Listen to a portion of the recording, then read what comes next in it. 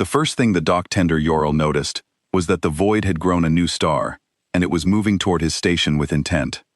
He was not a soldier, he was a hull cleaner, 3rd grade, on the orbital yard called Sepith Ring, and his whole life was scrubbing acid scale off the bellies of warships that belonged to people far above him. He had crawled inside more capital hulls than any officer in the Vecine Imperium, and he knew every weld and seam by feel, so when the new light slid out from behind the gas giant and did not flicker like a star should, he felt it in his hands before he understood it in his head. Stars did not have edges. This thing had edges. Yorl keyed the yard channel with a thumb that had stopped working right. He reported a contact. He gave a bearing. He was told, in the bored voice of a watch officer who had never been wrong in his career, that he was seeing reflected light off a fuel barge and that he should return to his scrubbing. He did not return to his scrubbing. He had been a hull cleaner for 30 years, and in those 30 years, he had learned one thing that no officer above him had ever bothered to learn, which was that a ship told you the truth about itself if you only knew how to listen. He had felt the truth of 1,000 hulls under his hands. He had felt the proud, rigid lines of the war cruisers, all bluster and no give, built to frighten worlds that could not fight back. He had felt the thin, cheap plate of the garrison transports, hammered out fast and never meant to last, because the Imperium did not spend good metal on the ships that hauled its soldiers to broken planets. He knew the difference between a ship built to fight and a ship built to be seen, and almost everything the Imperium called a warship was the second kind. So when he looked at the new light with its edges, the listening part of him, the part trained by 30 years of hulls, went very quiet and very afraid, because nothing in his life had prepared him for a thing that was all give and no bluster, that did not need to be seen, that moved toward 4,000 systems of empire with the patience of something that had already decided how the story ended. He climbed instead to the observation blister at the top of the yard, where the old long glass still worked, and he put his eye to it and turned the focus ring with a slow, careful hand. The light resolved. It became a shape. The shape became a ship, and then the ship became impossible, because it was bigger than anything the Imperium built, and it was painted the flat gray of a thing that did not want to be seen, and along its flank were rows of symbols Yorl could not read in a script no archive in the Imperium had ever catalogued. There was a name on the prow. He could not pronounce it. He copied the shapes of the letters onto the back of his hand with a grease pencil so that he would remember them later, if there was a later. The shapes spelled, in a language he would never learn, the word reckoning. The Vecine Imperium had ruled 4,000 systems for 900 years, and in all that time, no one had ever asked it to explain itself. It was an empire built on certainty. Its records were perfect. Its borders were drawn in the blood of 40 subject species, all of whom had learned the same lesson in the same order, which was that resistance was a sound you made once before you stopped making sounds at all. The Imperium did not negotiate. It catalogued. Every world it touched was measured, weighed, and assigned a number, and that number was its worth, and worth could only ever go down. The catalog was the heart of everything. Yorl had grown up believing it the way other beings believed in the ground beneath their feet, an unquestioned fact of the universe. The catalog knew where every ship was.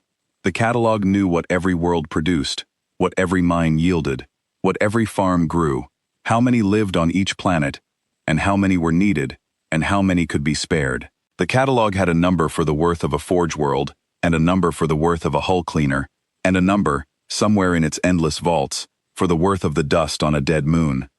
It was said among the lower castes, half in fear and half in awe, that the catalog had never once been wrong. In 900 years, it had measured the whole reachable galaxy and assigned it all a place, and the place was always smaller than the thing being placed, because that was what the catalog was for. It made the universe fit inside the Imperium's hand. And a thing the catalog could not measure was, to the Imperium, the same as a thing that did not exist. That was the gap in the wall that no one had ever found, because in 900 years, nothing had ever stepped through it. Until now. Yorl knew his own number. Every citizen did. It was tattooed in pale ink on the inside of his wrist, and it told anyone who cared to look exactly how replaceable he was.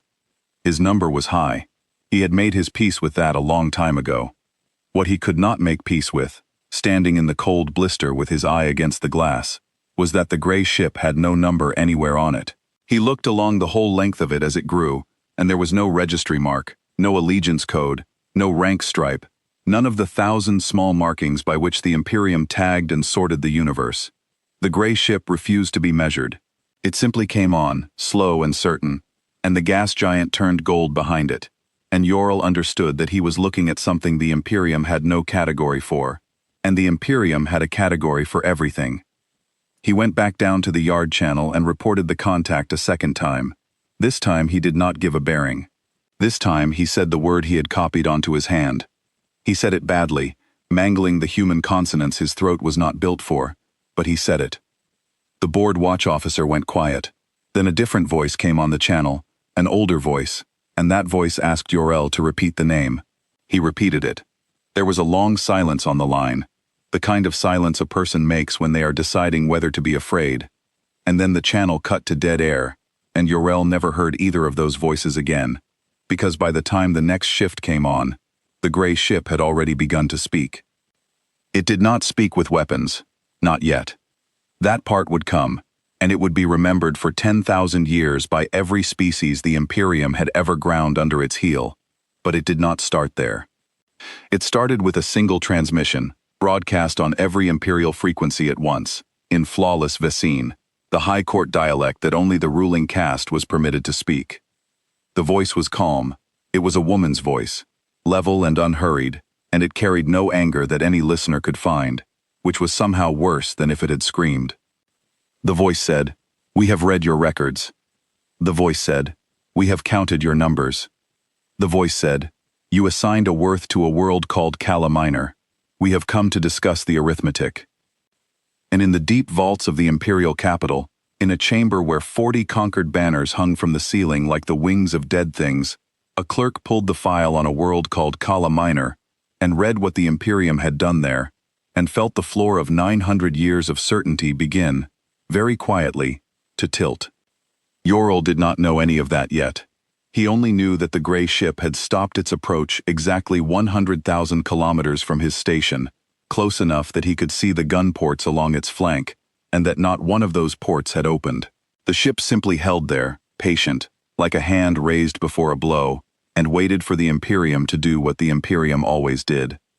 He had time, in those first hours, to study it through the long glass, and what he saw confused him before it frightened him. The gray ship was built wrong. That was the only way his hull cleaner's mind could hold it at first. Every Imperial warship was built to be looked at, every line of it shaped to throw fear into anything that saw it, the prows like beaks and the flanks like blades, and the whole vessel screaming menace before it ever fired a shot. The gray ship screamed nothing. It was long and low and plain, its lines smooth and patient, a thing designed not to be admired but to work, the way a good tool is designed, the way Yorl's own scrubbing rig was designed, with no part of it wasted on display. It did not want to be feared. It did not care whether it was feared, and Yorl, who had spent 30 years cleaning ships built entirely to be feared, looked at a ship that did not care, and felt his stomach turn over, because in his long experience, the only things that did not bother to frighten you were the things that did not need to. The Imperium did it. Of course it did.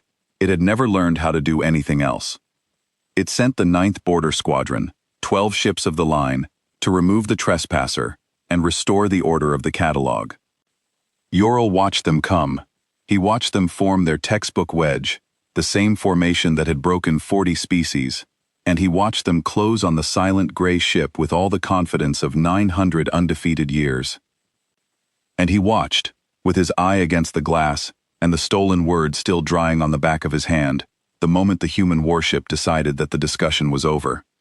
The 9th Border Squadron opened fire first, and every account that survives agrees on this point, because it mattered later.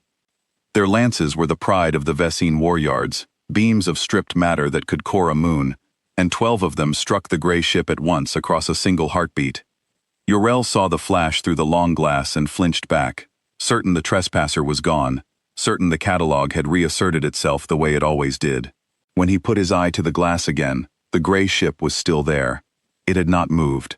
There was a smear of light along its flank where the lances had touched it, fading already, like breath on cold metal, and beneath that fading smear, The hull was unmarked. The human warship still had not fired. Instead, it spoke again, and again the calm woman's voice went out on every frequency, and this time it said something that the Imperium would spend the rest of its short remaining existence trying to forget. The voice said, "That was your one." Then the gun ports opened. Yorl had cleaned the bellies of warships his whole life. He knew what a gun port was for, knew the look of a barrel run out and charged, and he braced himself for the kind of fire the Imperium understood, the bright lances, the matter beams, the weapons that announced themselves with light. That was not what came out of the gray ship. What came out of the gray ship was nothing he could see at all. There was no flash. There was no beam. There was only a faint shimmer in the void between the human warship and the 9th Squadron, like heat over a road, and then the lead Imperial cruiser, the squadron flagship, simply stopped being a thing that worked. Yorel watched its running lights go out in a wave from bow to stern, watched it tumble, watched the wedge formation around it ripple, as 12 perfect captains all gave the same panicked order at once, and none of them could carry it out, because whatever the gray ship had done had reached inside their hulls and switched them off the way a person switches off a lamp. It took 9 seconds. Yorel counted them later, replaying it in his head until he could not stop. 9 seconds, and the 9th Border Squadron, 12 ships of the line, the same formation that had broken 40 species, hung dead and dark in the void, drifting, every system aboard them silent, every crew alive and screaming into instruments that no longer answered. The human warship had not lost a single light of its own. Yorel had watched warships fight before, not often, and never anything like this, but he had seen the gun drills the Imperium ran in the yard's clear space, the proud cruisers wheeling and flaring and pouring their matter lances into target hulks, and he had cleaned the soot off them afterward, and felt, in a small way, the pride the Imperium taught its citizens to feel about its strength. He had believed, the way everyone believed, that the Imperium's warships were the strongest thing in the universe, that the matter lance was the final word in any argument, that the wedge formation was the shape of certainty itself. He had cleaned those ships with his own hands, and felt their strength under his palms, and never once doubted it. And in 9 seconds, the gray ship had erased every reason he had ever had to believe any of it. It had not even fought, not the way Yorl understood fighting. It had not traded blows, it had not maneuvered, it had simply reached across the void and switched the 9th Squadron off, the way a person snuffs a candle between 2 fingers, casually, without effort, without heat. There had been no contest. There had never been a contest. And Yorel understood, kneeling on the cold floor of the blister with his eye against the glass, that the Imperium's whole 900-year strength had been a thing built to frighten the weak, a strength that worked only against worlds that could not fight back, and that the first time it ever met something it could not frighten, it had lasted 9 seconds. In the deep vaults of the capital, the clerk who had pulled the file on Calla Minor was no longer alone. The chamber with the 40 banners had filled. The ruling caste came in their robes of rank, the warlords and the catalog masters, and the high assessor herself, and they stood beneath the hanging banners of the species they had broken, and they watched the feed from the border, and for the first time in 900 years, they did not know what they were looking at. The high assessor was named Vethra San, and she had assigned the worth of more worlds than any living being. She had a mind like a ledger, and she trusted it the way other beings trusted the ground. She looked at the dead squadron drifting in the dark, and she did the thing she had always done, the thing that had made her what she was. She tried to assign the gray ship a number. She could not. There was no precedent. There was no category. There was nothing in 900 years of perfect records that told her what this was, or where it had come from, or what it wanted, beyond the strange, quiet thing it had already said about a world called Calla Minor. She ordered the file pulled wide. She ordered every reference to the gray ship's origin found and brought to her. Her clerks searched the whole catalog, 4,000 systems of perfect memory, and they came back with nothing, because there was nothing to find. No species in the Imperium's records had built that ship. No border report had ever logged its like. No subject world, no rival power, no rumor out of the dark had ever mentioned it. The human warship had come from a place the Imperium did not have a word for, and to a mind built entirely out of words, that was the first true terror it had ever known. Vethra San did not let it show. She gave the order that her whole life had trained her to give. She did not see the trap in it, because she could not see the shape of an enemy she could not number. She ordered the home fleet to assemble. The home fleet was the answer to every question the Imperium had ever been asked. 2,000 ships, the reserve that had never sailed, the fist held back behind the throne for 900 years, never needed, never spent. It was the proof that resistance was a sound you made once. Vethra-san ordered it to translate to the border, to surround the single gray trespasser, and to grind it into a number small enough to file.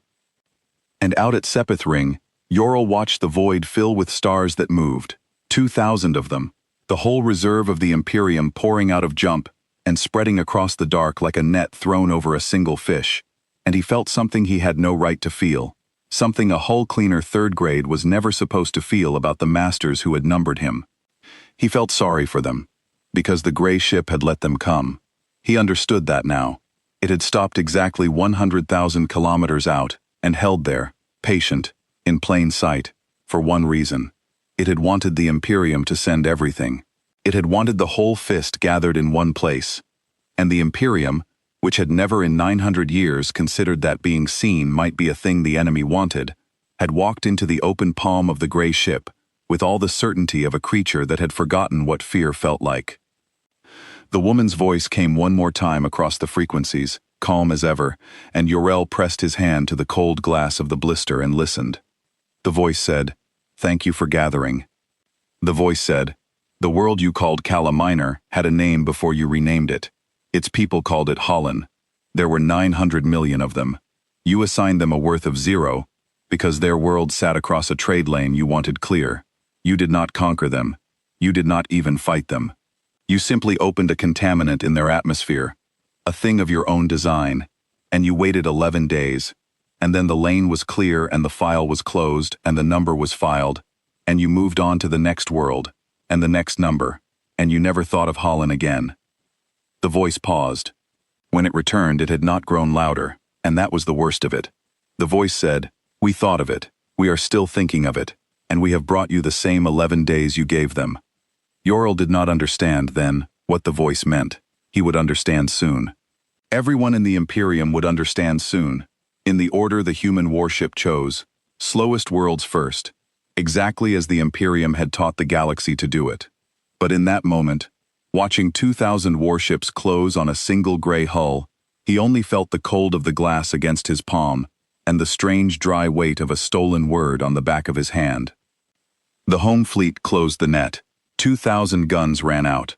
The catalog masters in the deep vault leaned toward their feeds, and Vethra-san raised one hand to give the order to fire, the order that would restore the universe to a shape she understood.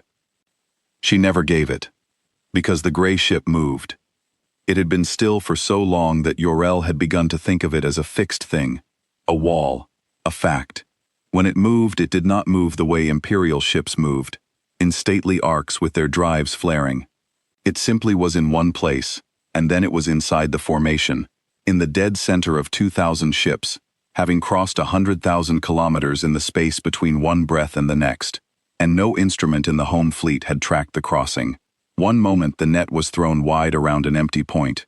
The next moment, the gray ship sat at the heart of the net, like a stone dropped into the center of a web, and the whole fleet was suddenly facing the wrong way, every gun trained inward, every captain staring at the place the trespasser had been, and finding it gone.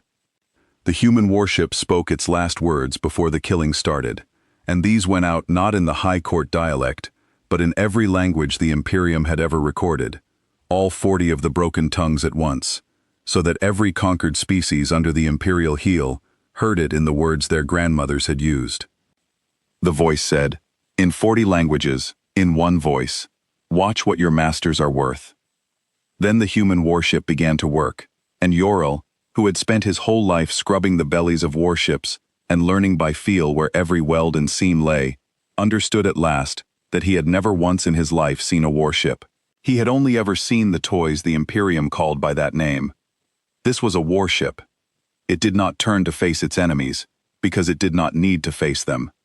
The shimmer in the void rippled out from it in every direction at once, a sphere of that heat over a road distortion, and where the sphere past it touched the home fleet, the way it had touched the Ninth Squadron, only now there were 2,000 hulls and not 12, and the wave went through all of them at the speed of an exhaled breath. Running lights died in a spreading ring, drives guttered out, 2,000 warships, the held-back fist of a 900-year empire, went dark and cold and silent, in less time than it took Vethrasan to lower the hand she had raised to fire. But the gray ship did not stop there, and this was the part Yor-El had not expected, the part that told him what the human warship truly was. The dead ships did not stay merely dead. The voice had said, 11 days. The voice had said the same 11 days you gave them. And as Yor-El watched through the long glass, the contaminant the gray ship carried, the thing it had brought across the dark from a place the Imperium had no word for, began to do its slow and patient work. He could see it in the hull of the nearest cruiser, the one the wave had killed first. The metal of it was changing. Not melting, not burning, nothing so loud as that. It was dimming, the way a coal dims. The bright Imperial alloy going dull and gray, and then darker. A stain spreading along the hull from the wound the wave had left, and Yor-El realized with a slow horror that the human warship had not come to destroy the home fleet. It had come to do to the home fleet exactly what the Imperium had done to Holland. Yor-El had cleaned the scale off 10,000 hulls, and he knew metal, the way a healer knows flesh, and so he understood what he was watching, better than the catalog masters in the deep vault ever would. The contaminant was not eating the metal. It was not acid, not fire, not any weapon that worked by force. It was doing something stranger, and far more terrible. It was teaching the metal to forget what it was. The bright Imperial alloy had been made, in the war yards, to remember its shape, to hold its strength, to know itself as armor.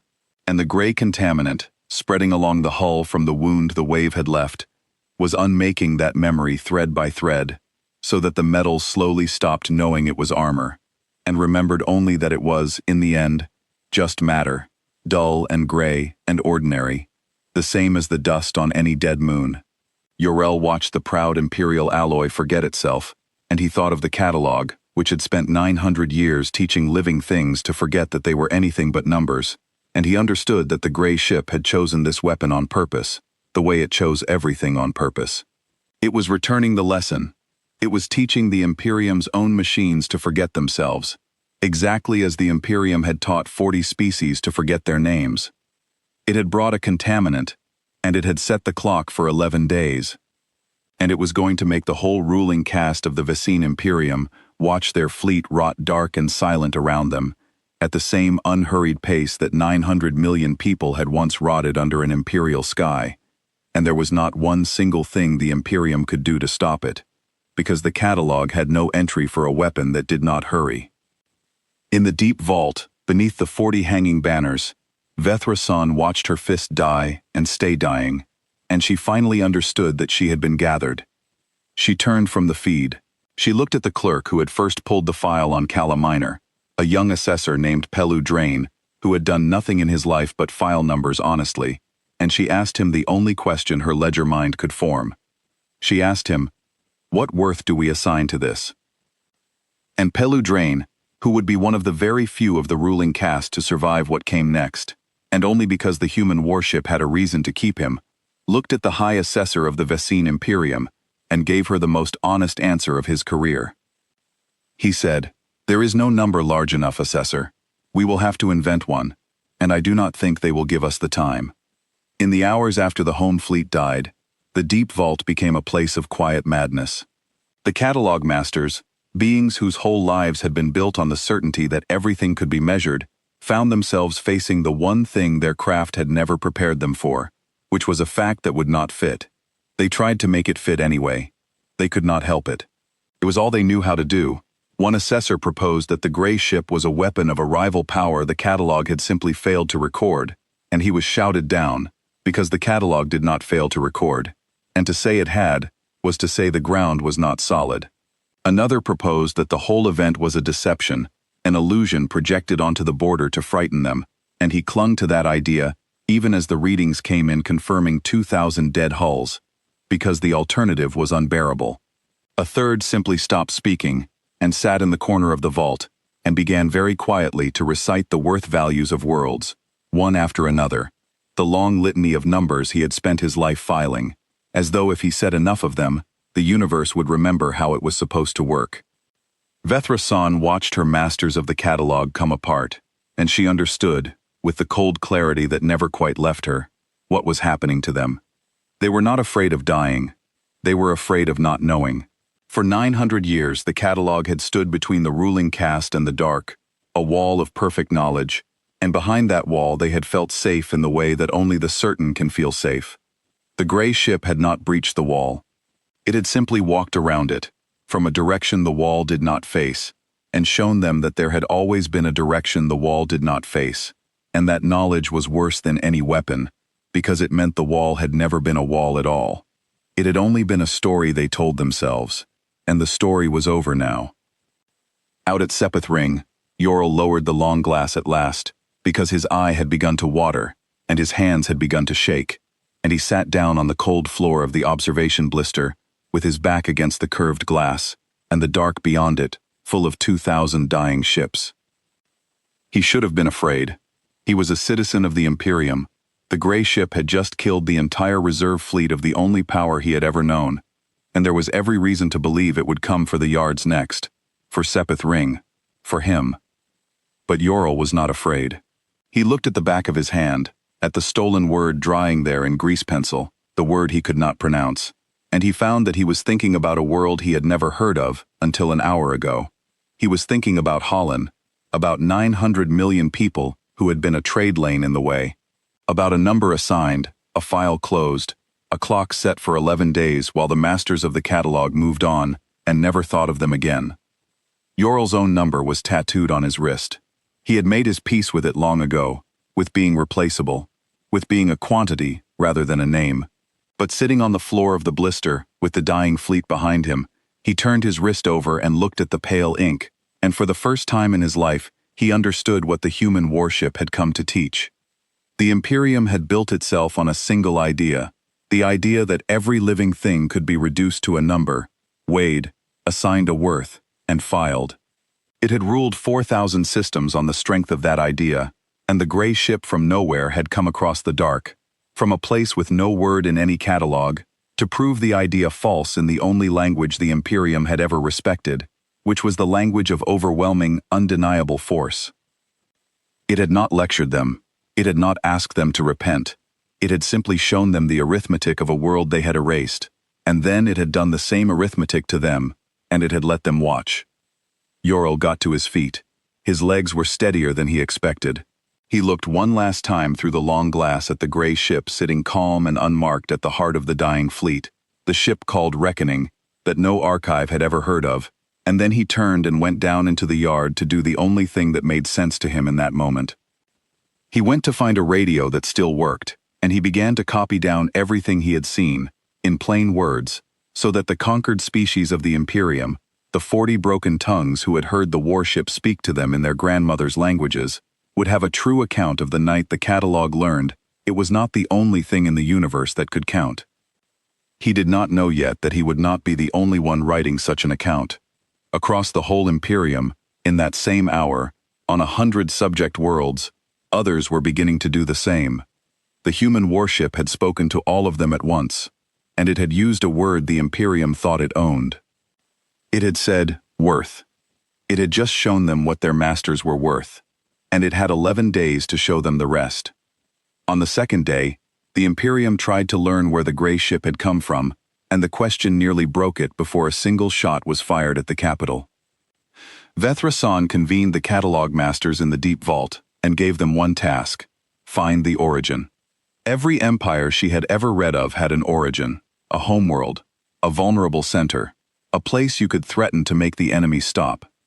The gray ship had a name and a grievance and a weapon no instrument could measure, but it had to come from somewhere, and if the Imperium could find that somewhere, it could still bargain, still threaten, still do the one thing it had always done, which was make the cost of resistance unbearable. So the catalog masters searched. They had 4,000 systems of perfect records, and the finest analytical minds the ruling caste had ever bred, and they turned all of it on the single question of where the human warship had been built. They examined the wave weapon, the contaminant, the script on the hull, The high court dialect the voice had spoken in a flawless accent no foreigner should have known. They cross-referenced 900 years of border reports. They interrogated the survivors of the 9th Squadron, pulled drifting and frozen from their dead ships, and the survivors could tell them nothing, because they had seen nothing, because the gray ship had switched them off before they understood they were in a fight. And the catalog gave them nothing. There was no origin. There was no homeworld in any record. No first contact. No border crossing. No trade. No rumor. The human warship had not arrived from any direction the Imperium watched. It had simply appeared at the edge of Sepeth Ring, as though it had been waiting in the dark for 900 years, for the file on Holland to be closed, and had then stepped forward to open it again. Pelu Drain, the young assessor, was the one who found the thing that finally frightened him more than the dying fleet. He had been given the survivors to question, and among the recovered logs of the 9th Squadron flagship, he found a fragment of the wave weapon's signature, a pattern the dead ship's sensors had caught in the instant before they died. He ran it against the catalog. He expected nothing. The catalog gave him a match. It was not a weapon. It was a date. The wave weapon's signature corresponded, precisely, to the Imperial timestamp of the day the contaminant had been released over Holland. The human warship had built its weapon, somehow, in the shape of that exact moment. It had taken the day of the crime and made it into the instrument of the answer. And when Pelu Drain understood that, he understood something about the enemy that no number could hold, which was that the gray ship was not improvising. It had not stumbled onto the Imperium by accident. It had studied. It had read the records the Imperium thought were secret, learned the high court dialect the Imperium thought was sacred, measured the catalog the Imperium thought was unbreakable, and it had built its entire war around a single closed file, with a patience that made the 900-year empire look like a thing that had been alive for an afternoon. Pelu Drain brought this to Vethra-san. He expected her to be afraid. He found instead that the High Assessor had passed beyond fear into the cold place where ledger minds go when their arithmetic fails, and she said only one thing, and it was the first wrong thing he had ever heard her say. She said, "Then we will erase the rest of the records. If it learned us from our files, we will burn our files. We will make ourselves a thing it cannot count." And the Imperium, which had built itself on perfect memory, began on the second day to destroy its own catalog, to burn the very records that were its soul, in the hope that an enemy, who had learned them by heart, might somehow forget. It was the act of a creature gnawing off its own limb, to escape a trap that had not yet closed. It changed nothing. The gray ship already knew everything worth knowing. It had read the file on Holland a long time ago, and the file on Holland was the only file that had ever mattered. On the third day, the human warship moved from the border, and it began to visit worlds. It did not visit them the way the Imperium had taught the galaxy to expect a conqueror. It did not demand surrender. It did not land troops. It arrived in orbit, alone, the single gray hull, and it spoke to each world in the language of that world's original people, the names the Imperium had renamed away, and it asked each world a single question. It asked, "Do you wish to remain numbered?" The first world it visited was a mining colony the Imperium called Resource District 11, whose people had once called their home Ashanti before the catalog took the name. The human warship hung over Ashanti and asked its question, and the Imperial garrison on the ground did what garrisons do. It opened fire on the population to prove it still held the world. It got off one volley, then the wave came down out of orbit, soft and shimmering, and every Imperial weapon on the surface of Ashanti went dark and cold and silent, and the contaminant settled over the garrison's machines, and the garrison's 11 days began. The people of Ashanti, who had lived under the catalog for 200 years, came out of their mines and their work barracks into the open air, and they looked up at the gray ship, and the gray ship spoke to them one more time in the language of their grandmothers, and it said only, "You were never a resource. You were never a number. We are sorry it took us so long to come." There was an old miner on Ashanti, one of the few left who remembered the time before the catalog, who later told the story of that morning to anyone who would listen, and his account reached Yorel through the long chain of copied broadcasts, and Yorel set it down in his own record, because it told him something the dead fleet never could.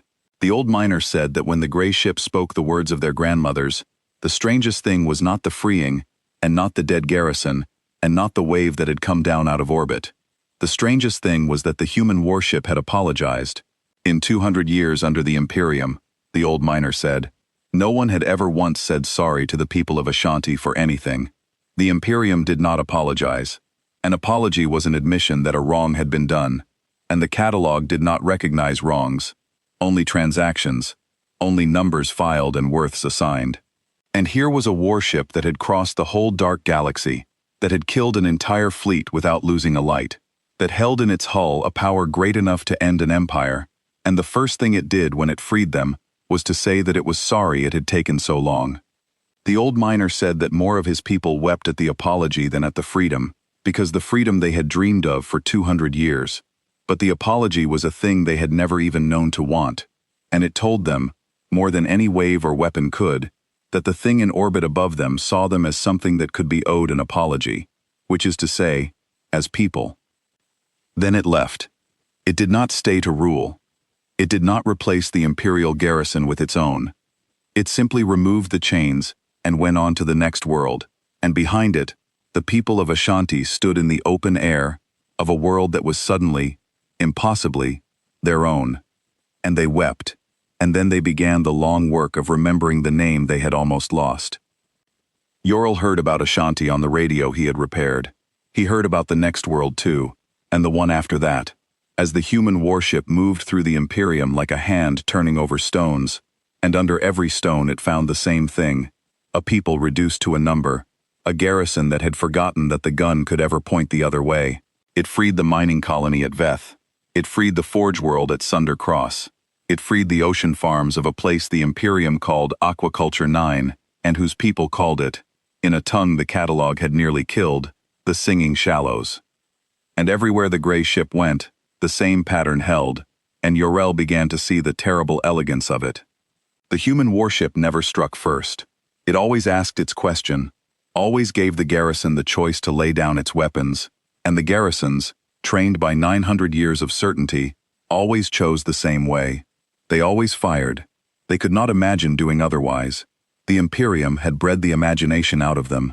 And so the human warship was, in a sense the catalog masters would have appreciated if it were not killing them, simply allowing the Imperium to choose its own fate, world by world, garrison by garrison, exactly as the Imperium had once allowed 900 million people on Holland no choice at all.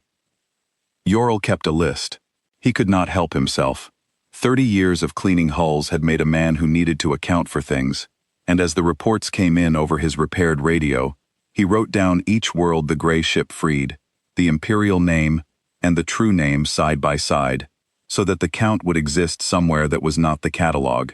Ashanti, that the Imperium had called Resource District 11, Veth, the mining colony, Sunder Cross, the forge world, the Singing Shallows, that the catalog had filed as Aquaculture 9. He wrote them in a column down the side of his account, and the column grew longer each day, and Yorel understood that he was building a thing the Imperium had never permitted to exist, which was a record kept by one of the numbered, in the names the numbered chose for themselves. He noticed the pattern in the numbers too, because he could not stop noticing numbers, even now, even after everything. The gray ship freed the slowest and the poorest worlds first, the mining colonies before the trade hubs, the labor camps before the garrison fortresses, the places the Imperium had hurt the longest and valued the least. It was working through the Imperium in the exact reverse of the order the catalog would have chosen, lifting the lowest first, and Yorel, looking at his own high number on his wrist, understood that the gray ship was reading the catalog too, and reading it upside down, freeing the ones the Imperium had ranked as worth the least, as though to say that worth had never run the way the Imperium believed it ran. By the 5th day, the news had stopped being news and started being something else. On 100 subject worlds, the conquered species who had heard the warship speak in their grandmothers' tongues began to do a thing the Imperium had spent 900 years making impossible. They began to hope out loud, and then, on worlds the gray ship had not yet reached, they began to do something the Imperium found even more intolerable. They began to put down their tools. The forge world slowed, the mining colonies stilled. The great machine of the Imperium, which ran on the labor of the numbered, began for the first time in 9 centuries to grind toward a stop, not because the human warship had freed every world, but because every world had seen that it could be freed, and that single sight was a weapon the catalog could not switch off. The garrison commanders felt it first, the ones still holding worlds the gray ship had not yet visited. They sent panicked reports to the capital, and the reports all said the same thing in different words. The numbered are not afraid anymore. For 900 years, the whole machinery of imperial control had rested on a single quiet fact, that the subject species believed resistance was hopeless, that the catalog was eternal, that the masters could not be made to answer. Fear had done the work that the garrisons were too few to do. A handful of imperial soldiers could hold a world of millions, only because the millions believed there was no point in rising, and the gray ship had broken that belief, not by arming the subjects, not by leading them, but simply by existing, by being seen to free world after world, by proving that the catalog could be made to answer after all. The garrisons looked out at the worlds they thought they held, and found the old fear gone, and without the fear, they were nothing, a few thousand soldiers stranded among millions who no longer believed in them. Some of those garrisons surrendered to the people they had ruled, before the gray ship ever arrived, and on those worlds, Yorl noted in his record, not a single shot was fired, and not a single soldier was harmed, because the freed had learned the gray ship's lesson better than the Imperium ever had, which was that a being was not a number to be erased, not even a being who had once held the chains. In the deep vault, Vethra watched her empire come apart not at its borders but at its heart, and she finally did the thing that ledger minds do last of all.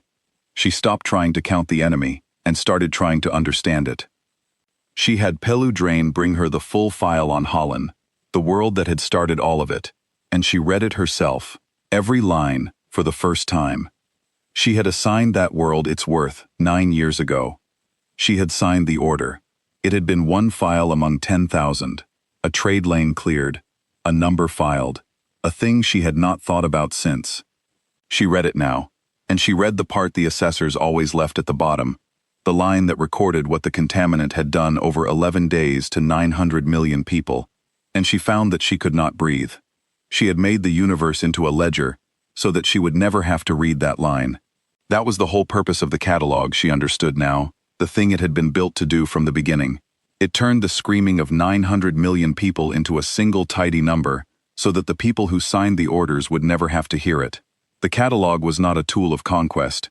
The catalog was a way of not knowing, and the gray ship from nowhere had come across the dark for one reason above all others, which was to make the Imperium know. She thought, sitting there, about all the lines she had never read at the bottoms of all the files she had closed.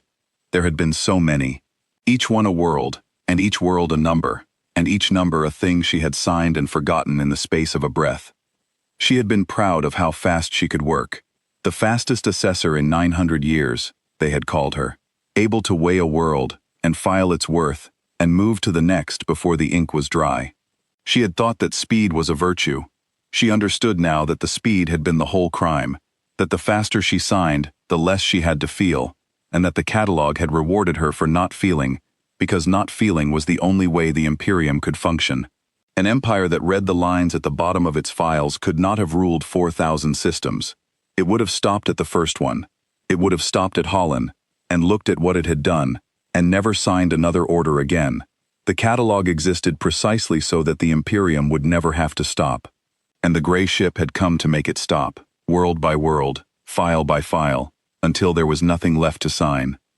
Vethra closed the file on Holland.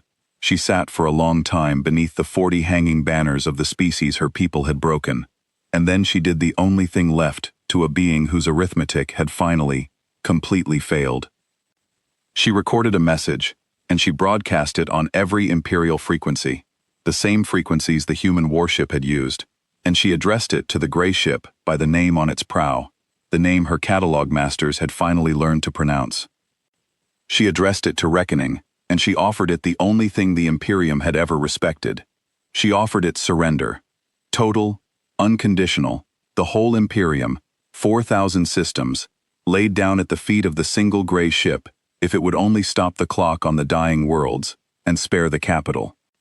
The human warship answered her within the hour. The calm woman's voice came back across the dark, and it was as level as it had been on the first day, and it said the thing that Yorl, listening on his repaired radio at Sepith Ring, would remember for the rest of his long life.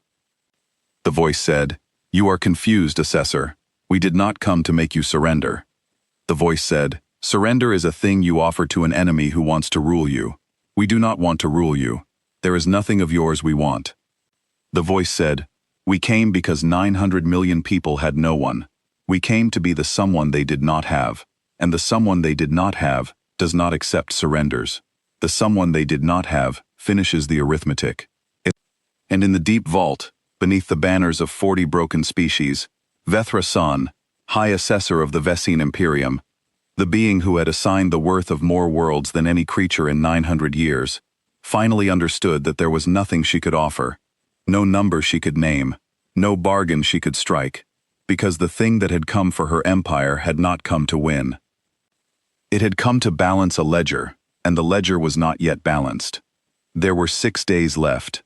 On the 7th day, the Imperium gathered the last thing it had, and the gathering told Yorl everything he needed to know about how the war would end. The home fleet was gone, dead and dimming in the dark off Sepith Ring. The 9th Squadron was gone, but the Imperium had one weapon it had never used, one card it had held back even from itself, because to use it was to admit that the catalog could fail. It was called the Last Assessment, and it was not a fleet. It was a single act, prepared 900 years ago, and never needed. In the core of the Imperial capital, beneath the deep vault, there was a device. It had been built in the 1st century of the Imperium by minds that no longer existed, and its purpose was simple and total. It was a contaminant of the Imperium's own, the same family of weapon they had loosed on Holland, but refined across 900 years into something the early catalog masters had been too frightened to ever use. It did not kill a world, it killed a region of space.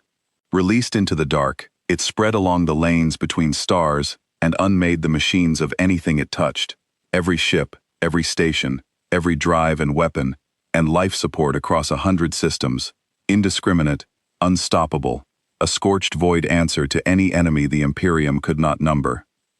Vethra San ordered the last assessment prepared. If the gray ship could not be bargained with, could not be surrendered to, could not be counted, then she would unmake the entire region of space it stood in, and the capital with it, and the subject worlds nearest it, and she would call it a victory, because the catalog would record that the enemy had been stopped, even at the cost of 100 systems of her own.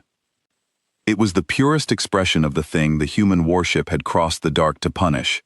Faced with a power it could not assign a number, the Imperium's final answer was to erase everything, friend and foe and bystander alike, rather than admit that something existed beyond its arithmetic. Pelu Drain, who stood in the vault when the order was given, understood at last that the Imperium had never been an empire. It had been a wound, 900 years wide, dressed in the language of order, and the gray ship had simply been the first thing to call it by its true name. He watched the warlords work the last assessment up out of its long sleep, and he saw the way they did it, with the same brisk efficiency they brought to everything, the same refusal to read the line at the bottom of the file. The device required a worth to be assigned before it could be released. That was how the old builders had made it, 900 years ago, a final safeguard wrapped in the only language the Imperium understood.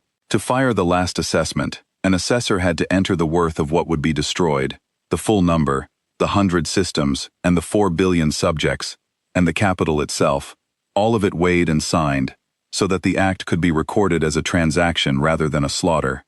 And Vethra San, who had assigned the worth of more worlds than any being in 900 years, sat at the device and prepared to enter the number. And Pelu Drain watched her hands move toward the keys, and he understood that this was the catalog's true face at last, the thing it had always been underneath the talk of order. It was a machine for making murder into arithmetic. It always had been, and the High Assessor was about to do the largest sum of her life, and call it a victory, and file it, and the gray ship had crossed the whole dark galaxy to be standing over the capital at the exact moment her hands reached for the keys. He did a thing then that no assessor had ever done. He left his post. He took the file on Holland, the whole true record of it, the part with the line at the bottom, and he carried it out of the deep vault and up through the core of the capital, past the prepared device of the last assessment, and he found a transmitter that the record burning had not yet reached, and he broadcast the file on Holland in full, uncensored, on every Imperial frequency, to every world that could still hear, in plain words, with the line at the bottom read aloud. He told the conquered species of the Imperium exactly what had been done to Holland, and then he told them what the High Assessor had ordered done to them, the last assessment, the 100 systems to be unmade rather than admit defeat, and he told them where the device was, and how much time they had, and he signed it with his own name and his own number, so that no one could call it a lie. The broadcast did something that 900 years of careful Imperial control had been built specifically to prevent. It told the truth to everyone at once. The Imperium had always ruled by keeping its subjects apart, each world believing it was alone, each species believing its own suffering was unique. None of them ever permitted to learn that 100 other worlds carried the same chains. The catalog did not just measure, it divided. It kept the numbered from ever discovering how many of them there were. And Pelu Drain, a clerk who had never held a weapon, broke that division with a single transmission, because he told all of them the same true thing in the same hour. And for the first time in 9 centuries, the subject worlds of the Vecine Imperium understood that they were not alone, that they had never been alone, that there were 4 billion of them about to be unmade by masters who would rather destroy 100 systems than admit a single ship had beaten them. The worlds did not rise up. They did not need to. The gray ship was already coming, and the rising would have been only blood spilled for nothing. But they listened, all of them, together, and they remembered together, and that shared remembering became its own kind of fact in the universe, a thing the catalog could never again switch off. Yorel, hearing Pelu Drain's voice on his repaired radio, reading the file on Holland aloud with the line at the bottom intact, wrote in his account that this was the moment the Imperium truly ended, not when the capital dimmed, but when a clerk told 4 billion frightened people the truth, and they all heard it at the same time, and knew it for the truth, and knew, finally, that they were not each alone in the dark. It was, the human warship would later say, the bravest thing any citizen of the Imperium did in the whole 11 days. The gray ship had been moving toward the capital since the 5th day, slow and certain, freeing worlds as it came. When Pelu Drain's broadcast went out, it changed course. It did not hurry, even now.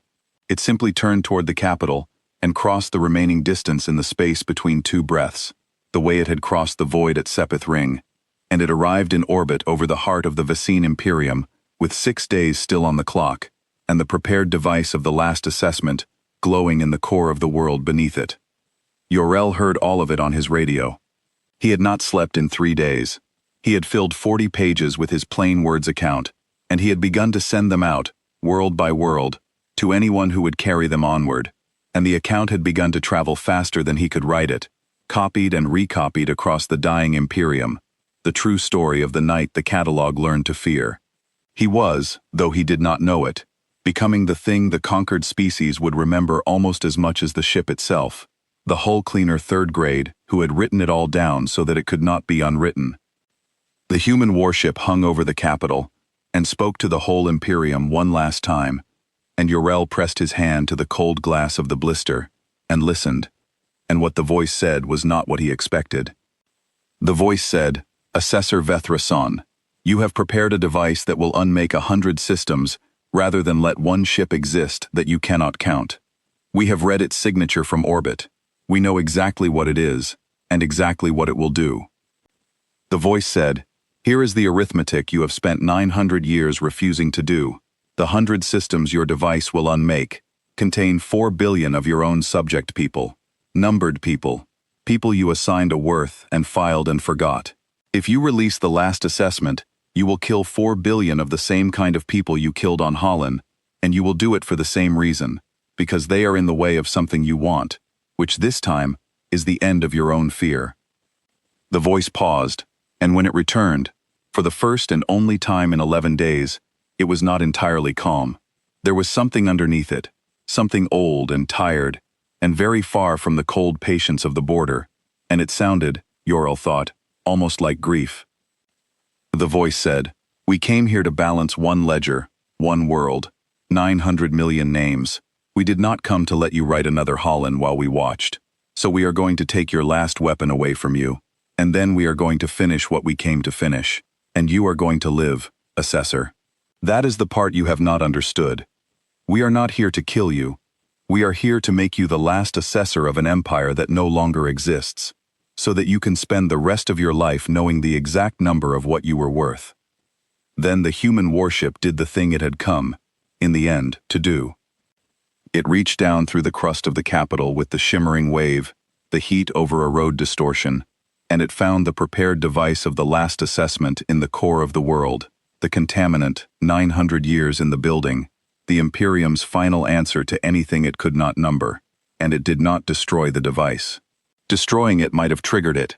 Instead, the wave reached inside the device the way it had reached inside the 9th Squadron and the home fleet, and it switched the device off, gently, completely, leaving it inert and dark and harmless in the core of the capital, a 900-year-old weapon that had never been used and now never would be. Pelu Drain was in the vault when the wave came down through the world. He felt it before the instruments showed it, a pressure behind his eyes, a sense of something vast passing close, and then the readouts on the device of the last assessment, the device that had glowed and counted toward its terrible sum, simply went flat. The number Vethrason had been entering, the worth of 100 systems and 4 billion lives, stopped halfway through, the last digits she would ever assign hanging unfinished on the dead screen. The device made no sound as it died. It had been built to unmake a region of space, and the gray ship killed it the way it killed everything, without heat, without flash, with the casual certainty of a hand reaching into a clock and stopping the hands. Pelu Drain watched the most fearsome weapon his civilization had ever conceived become, in an instant, a cold inert mass of metal, and he understood that the human warship had known exactly where the device was, exactly what it was, exactly how to switch it off without triggering it, from the moment it had arrived in orbit. It had let the warlords wake the device. It had let Vethrason sit down at the keys and begin to enter the number. It had let the Imperium reveal, in its very last hour, the truest thing about itself, that it would sooner murder 4 billion of its own than admit a single defeat, and only then, with the crime fully exposed for the whole listening galaxy to see, had it reached down and taken the weapon away. The gray ship had not needed to wait. It had chosen to wait, because the waiting was the lesson, because it wanted the Imperium to be seen reaching for the worst thing it had before that thing was denied to it forever. 4 billion subject people, across 100 systems, went on living and never knew how close they had come, because the gray ship from nowhere had crossed the dark to be the someone they did not have. And then, with the last weapon of the Imperium switched off beneath it, the human warship turned its attention to the capital itself, and the 11 days that the Imperium had given Holland came, at last, to the capital that had ordered them. It was not loud. That was the thing Yorl could never make people understand afterward, in all the years he spent telling it. The end of the Vecine Imperium was not a battle. There was no great fleet action, no fire in the sky, no clash of titans. There was a single gray ship hanging quiet over the capital, and a wave that spread out soft and shimmering across the seat of 900 years of power, and then the slow, patient work of the contaminant, the same 11 days, the same dimming, the same dull gray stain spreading across the bright machines of empire. The Imperium did not fall in fire. It dimmed. It went dark and cold and silent at the unhurried pace it had once inflicted on a world it had erased, and the human warship sat over it the whole time, watching, the way the Imperium had once not bothered to watch Holland, present for every hour of it, a witness where there had been none. In the deep vault, beneath the 40 banners of 40 broken species, the lights began to go out. The catalog masters fled, or tried to. The warlords gave orders to weapons that no longer answered. And Vethrason, High Assessor of the Vecine Imperium, sat alone at the heart of the dimming vault, and watched her empire die at the exact speed she had once decreed, for a world she had never seen, and she found that she could, at last, do the arithmetic. She could feel the size of it now, the thing the catalog had always hidden from her. 900 million on Holland, 4 billion she had nearly added, 40 species broken to numbers, 900 years of orders signed and files closed, and screaming, turned into tidy figures she would never have to hear. She felt all of it. The catalog that had protected her from knowing was dark now, switched off like everything else, and there was nothing left between Vethra and the full weight of what she had been worth. She did not weep. Beings of the ruling caste were not made for weeping, and a lifetime of the catalog had worn whatever capacity she might once have had, down to nothing. But she sat very still in the dimming vault, beneath the banners of the 40 species her people had broken, and she did the thing she had spent her whole life doing, the only thing she knew how to do, and she found that it had finally turned its blade on her. She did the arithmetic. She let herself feel, for the first time, the true sum of 900 years. She had told herself, always, that the worth values she assigned were estimates, abstractions, tools of administration that had nothing to do with the screaming reality of the worlds beneath them. The catalog had let her believe that. The catalog existed to let her believe that. And now the catalog was dark, and the lie it had told was dark with it. And Vethra understood that every number she had ever filed had been a real thing, a living thing, a world full of beings who had names before she gave them figures, and that she had spent her life not as an administrator, but as the largest murderer in the recorded history of the galaxy, and that she had done it all without ever once having to feel the weight of a single death. The gray ship had given her the weight. That was its gift to her, the cruelest and most honest gift any being had ever received. It could have killed her in the wave with all the rest. Instead, it had reached out and spared her, deliberately, by name, so that she would live to carry the one thing the catalog had been built to spare her from, which was the knowledge of what she had done. She would carry it for the rest of her long life. She understood that now. There would be no escaping it, no new catalog to hide behind, no fresh abstraction to file the screaming into. The human warship had made her, in the most literal sense, the last assessor of the Vecine Imperium, and the thing she would assess, every day until she died, was herself. The human warship had told the truth. It did not kill her. When the 11 days were over, and the capital of the Vecine Imperium hung dark and cold and silent in its orbit, a dead crown over a freed galaxy, the gray ship sent down a single craft, and it took 2 passengers off the dead world. One was Pelu Drain, the young assessor who had broadcast the file on Holland and signed it with his own name, taken because he had chosen, at the end, to know. And the other was Vethra, taken alive and unharmed, taken precisely because she had not chosen, because the human warship had meant exactly what it said. It made her the last assessor of an empire that no longer existed. It left her alive, with a perfect memory and a switched-off catalog, to spend the rest of her long life as the only being in the universe who could feel the true and final number of what the Vecine Imperium had been worth. And then the gray ship called Reckoning, which no archive had ever heard of, which had come from a place the catalog had no word for, turned away from the dead capital and went back out into the dark from which it had come, slow and certain, its hull as unmarked as the day it had first slid out from behind a gas giant over a yard called Sepith Ring. It had been there for 11 days. It had ended a 900-year empire, and it had not lost a single light. Yorel was there when the gray ship left, and he was the last citizen of the Vecine Imperium to see it go.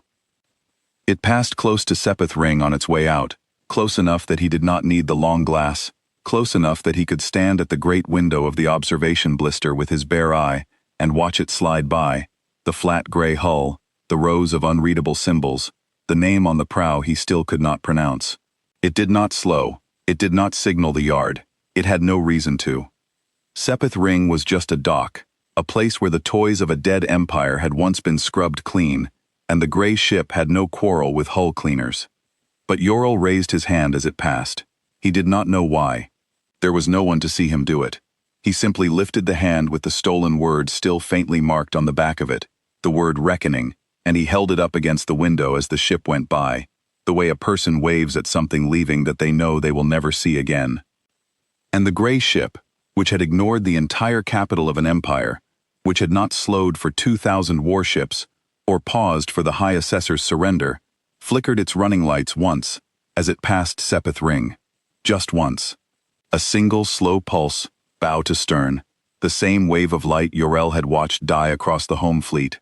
Only this time, it was not death. This time, it was the closest thing a warship from nowhere could give to a goodbye, offered to a hull cleaner third grade who had stood at a window and waved. Then it was gone, out past the gas giant, out into the dark, and the Vicene Imperium was over. And Yorel lowered his hand and found that his face was wet. He stayed at Sepith Ring for a long time after that. There was nowhere else to go, at first, and someone had to keep the yard alive, and Yorel knew the welds and seams of the place by feel, the way he knew his own hands. The days after the gray ship left were strange beyond anything Yorel had words for. The Imperium did not so much fall as simply stop. There was no successor, no new master, no fleet rising to claim the empty throne, because the human warship had taken nothing and left nothing to claim. The catalog was dark, the home fleet was a drifting graveyard. The capital hung dead in its orbit, a dimmed crown, and the 4,000 systems that had been the Vicene Imperium woke one morning to discover that no one was in charge of them anymore, and that no one ever had to be again. It frightened a great many people at first. 900 years of being told what they were worth had left the numbered, unsure how to live without a number. There were worlds that asked, in those first weeks, for someone to come and rule them, because they did not know how to do otherwise. But no one came. The gray ship had been very clear about that. There was nothing of theirs the humans wanted. The freedom was not a gift with conditions. It was simply freedom, handed back to 40 species and 4,000 worlds, with no instructions attached, and the long, slow work of learning to carry it was theirs alone to do. Yorel watched the freed worlds learn, over the years, and it was not always a clean thing to watch. Old grudges surfaced between species the Imperium had pressed together. There were arguments over the dead yards and the drifting ships, and who owned what now that the catalog did not own everything. There were leaders who tried, here and there, to build small new versions of the old thing, to assign worths and demand obedience. And Yorel saw those leaders fail every time, because the one lesson the gray ship had burned into the whole galaxy was that a living thing was not a number, and a people who had learned that lesson could not be made to forget it. The would-be masters reached for the old tools, and found that the tools no longer worked, because the metal of the universe had been changed, the way the metal of the home fleet had been changed, taught to forget what it had been made to be. But the yard did not stay empty for long. The freed worlds needed ships, and the ships of the dead Imperium drifted everywhere, dark and cold, and Yorel knew how to bring a dead hull back to life better than anyone alive. So he taught.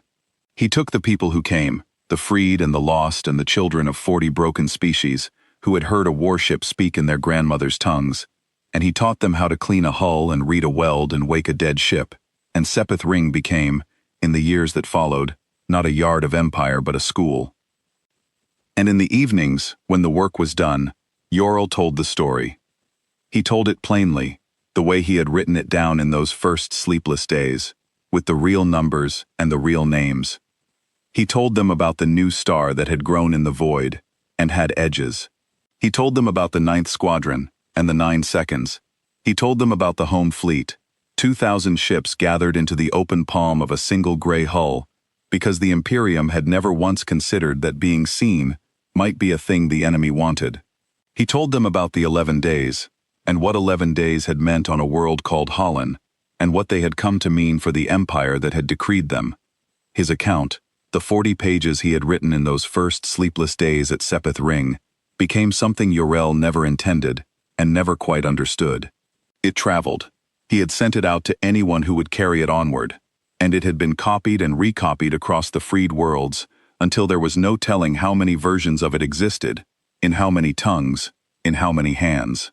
The conquered species who had heard the gray ship speak in their grandmother's languages took Yorel's plain words and made them into the first true history of their own freedom, a history written not by a ruler or a victor, but by a hull cleaner third grade who had simply stood at a window and refused to look away. There were worlds, in later years, that taught it to their children before they taught them anything else, because it was the first thing the freed galaxy owned that the catalog had not written. The Imperium had kept the only records for 900 years, and the records had all been numbers, and Yorel's account was the first record in 9 centuries that was made of names. That was why it mattered. That was why it lasted. It was the galaxy remembering itself in words instead of figures. And the gray ship, Yor-El came to believe, would have approved of that more than any monument, because the whole war had been fought, in the end, over the difference between a number and a name. There were scholars who came to Sepith Ring to question him, in the later years, beings who wanted to know every detail, every reading, every word the calm voice had spoken.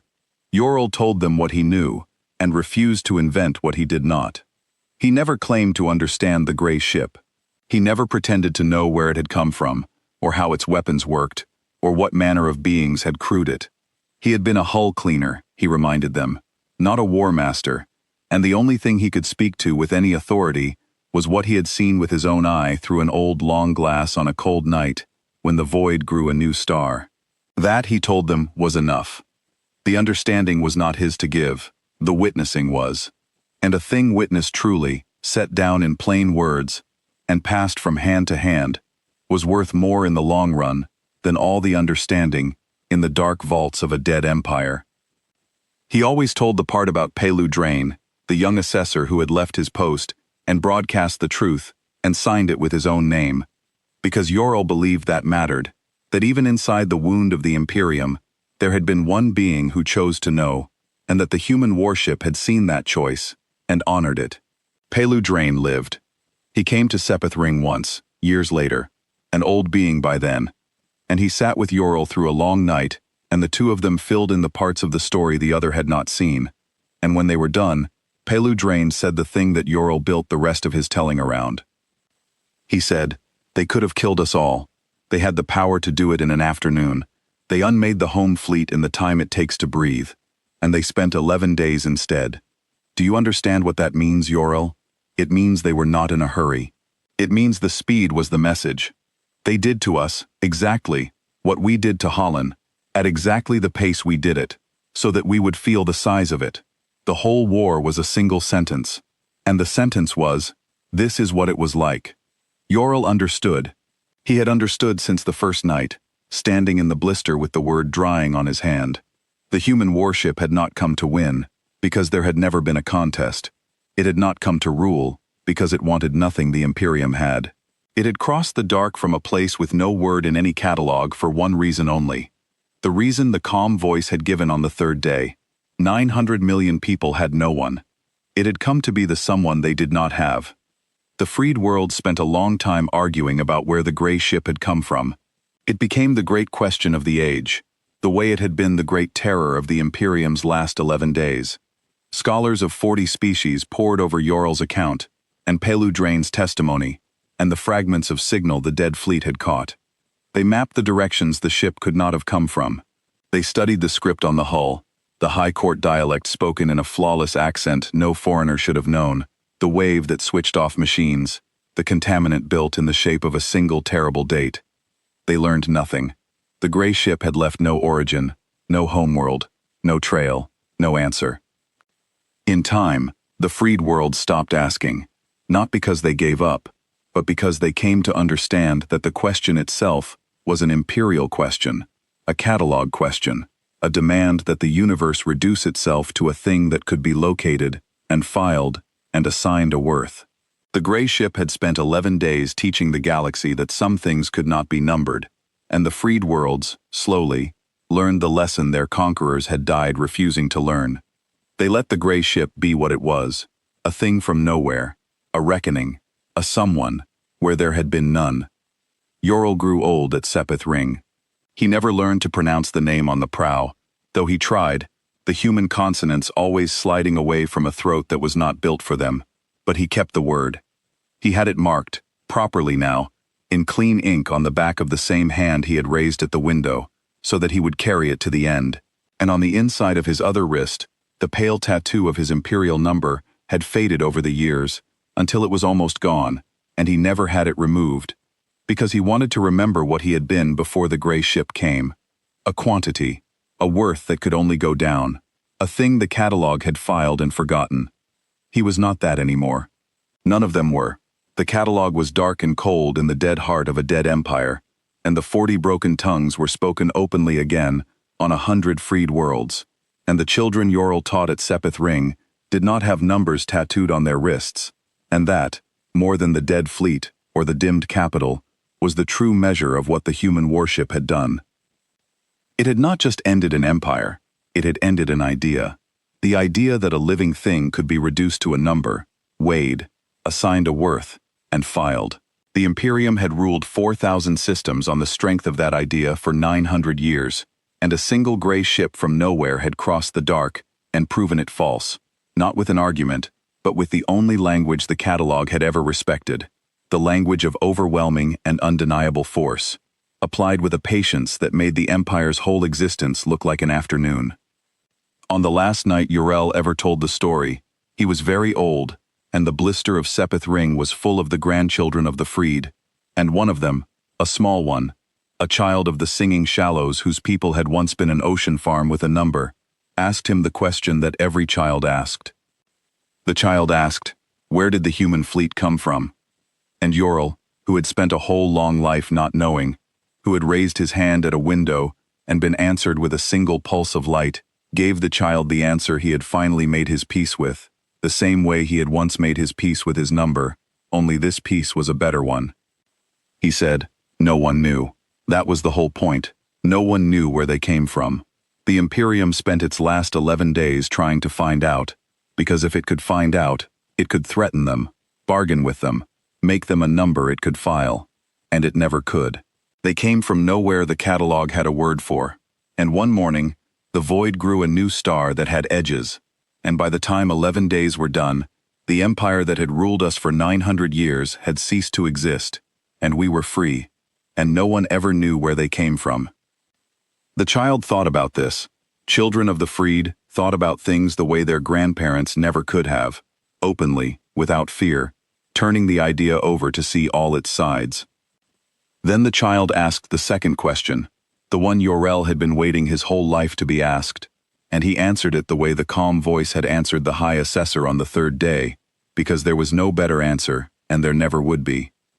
The child asked, why did they come? And Yorel said, because 900 million people on a world called Holland had no one.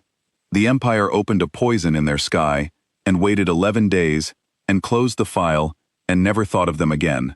And somewhere out in the dark, in a place we will never find, something thought of them. Something read the file the Empire thought was secret, and counted the names the Empire had turned into a number. And it built a ship, and it crossed the whole dark galaxy, and it came here to be the someone those 900 million people did not have. He looked at the child of the singing shallows, and at all the children, the grandchildren of 40 freed species sitting in the blister where he had once watched an empire die. He said, that is the only thing you ever really need to know about them. Not where they came from, what they came for. They came because someone had no one, and when that is true, they come. It does not matter how far. It does not matter how strong the empire. It does not matter that no archive in the universe has a word for them. If a people are suffering, and the masters who did it think they will never have to answer, then somewhere in the dark, a gray ship turns toward the cries, slow and certain, and it crosses the whole night to be the someone the suffering did not have. And the empire that thought it would never answer ceases to exist. The child asked one last thing, the way children do, reaching for the edge of the story. The child asked, will they ever come back? And Yorel smiled, the old smile of a being who had stood at a window and waved at something leaving, and been answered with a single pulse of light. He raised his hand, the one with the word marked on the back of it in clean ink, the word he had carried his whole life and never learned to say. He held it up the way he had held it up at the great window all those years ago.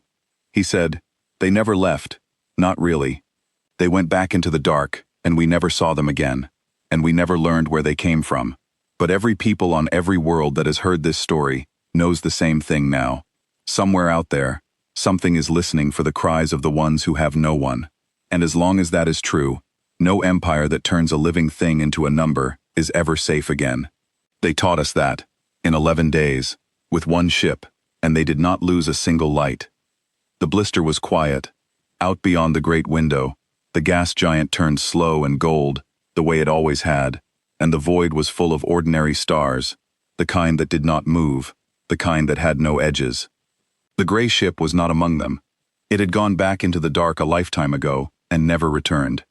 But Yorl kept his hand raised a moment longer, against the glass, against the dark, the old salute to a thing that had crossed the whole night to be the someone that 900 million people did not have. And the children watched him do it, and one by one, without being told, they raised their hands too, small hands and unmarked wrists, all of them lifted against the great window and the patient dark beyond it. 40 species had been numbered, 4,000 systems had been filed, 900 years of certainty had ruled the galaxy on a single idea, that a living thing could be reduced to a worth and forgotten. A gray ship from nowhere had crossed the dark to prove that idea false. No one ever knew where the human fleet came from. By the time anyone thought to ask, the Empire had already ceased to exist, and a hull cleaner third grade stood at a window with his hand raised against the dark, teaching the children of the freed the only thing that had ever mattered. Not where they came from. What they came for.